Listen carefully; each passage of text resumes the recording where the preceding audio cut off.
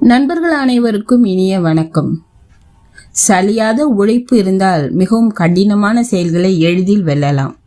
இதுக்கு பேர் தான் விடாமுயற்சி. விடாமுயற்சி பற்றி ஒரு கதையை இங்கே குட்டி கதையை நம்ம கேட்கலாம்.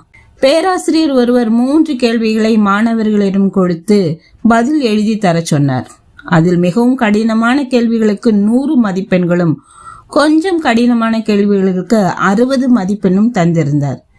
தேர்வு முடிந்ததும் மாணவர்களின் விடைத்தாள்களின் விடைகளை பார்க்காமல் மிகவும் கடினமான கேள்விகளை தேர்வு செய்தவர்களுக்கு முதல் நிலையும் அடுத்தவர்களுக்கு முறையே 2ஆம் 3ஆம் நிலையும் தந்தார்.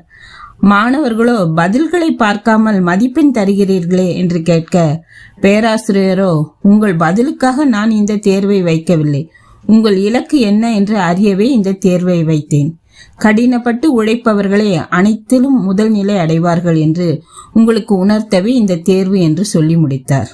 ஆம் நண்பர்களே, விடாமுயற்சியுடன் சலியாத உழைப்பும் இருந்தால்தான் மிகவும் கடினமான செயல்களை எளிதில் வெல்லலாம். பெரிய சவால்களை எதிர்கொள்ள மிகுந்த தைரியமும் திறமையும் வேண்டும். எளிய செயல்கள் அரிய பலன்களை தருகின்றன. அரிய செயல்கள் சாதனைகளாக மலர்கின்றன. அதனால் அவற்றுக்கு என்றுமே மதிப்பு அதிகம்.